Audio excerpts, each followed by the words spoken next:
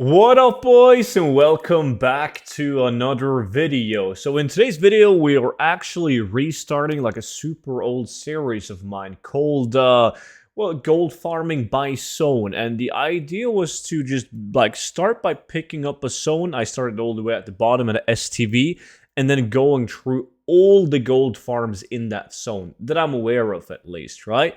And once I feature all the gold farms in that zone, I go over to the next zone, feature all the different gold farms in that specific zone before I jump over to the next one, and so on and so on. Because there's a lot of farms that people aren't even aware of. So it like from requested from a lot of you guys to like bring back the series. I'm not sure why I stopped. I think there was some kind of release, like maybe an expansion release or something that got in the way for it.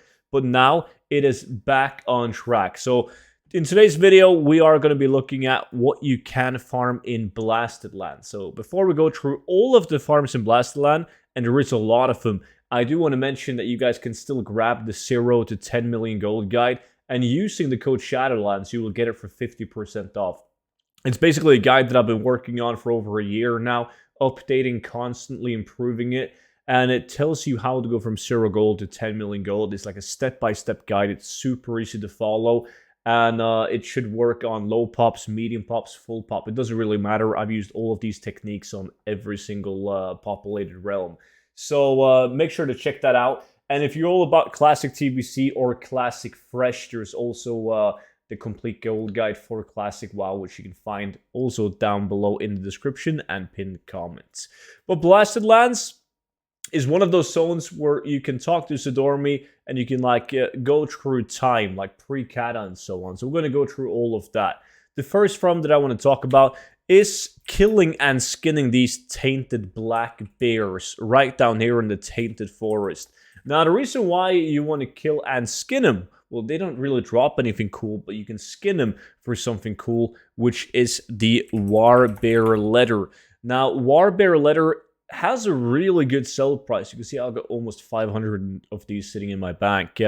Because they are used to make some really popular transmog items like the Warbear Harness and the Warbear Woolies. I mean, just look at the sell rate of the Warbear Woolies is really, really good. So it's one of my favorite skinning farms to do. Because I sell them as both Warbear leather and I even do the crafted, like craft the legs and the chest piece myself. So I only sell the leather if it's going to make me more gold to sell the leather than actually sell the crafted item, if that makes sense. And a lot of times people, they don't look at the profit margins when they do crafting. So they're just going to buy the mats and craft the item and they're going to sell it for a loss. So that's the only time where I sell the Warbearer leather itself. But if you guys aren't into crafting, it's definitely an option for you.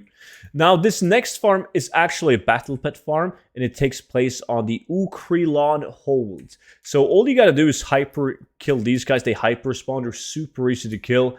They don't drop anything, only gray items and the bronze whelpling, which you're after.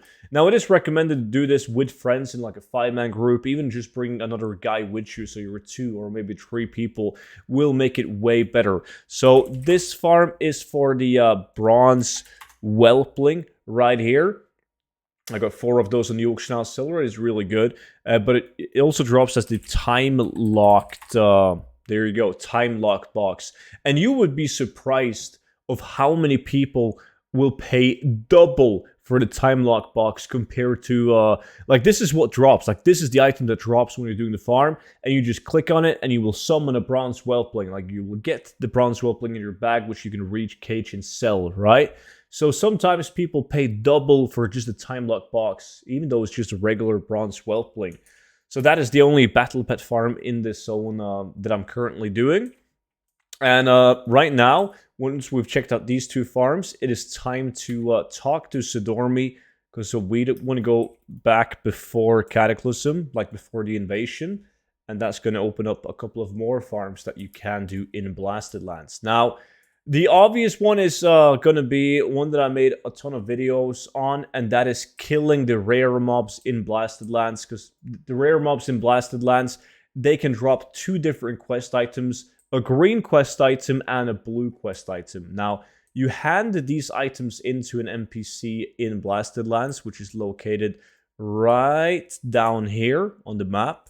And this guy, well, you need to like get the item and right click the item in order for him to like you got to deliver into this dude. Once you do that, the green bag from the green quest item has a 100% chance of giving you a green item and a small chance of giving you a blue item.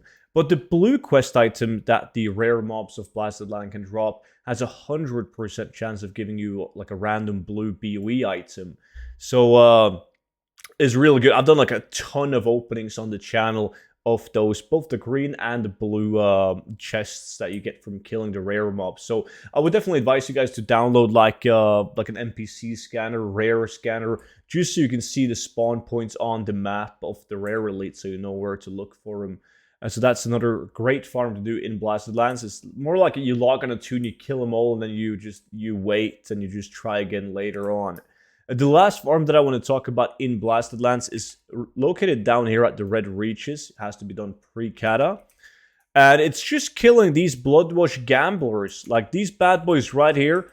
They can drop the quest item that you get from rare elites. They have like a small chance of dropping those, but it doesn't drop frequently.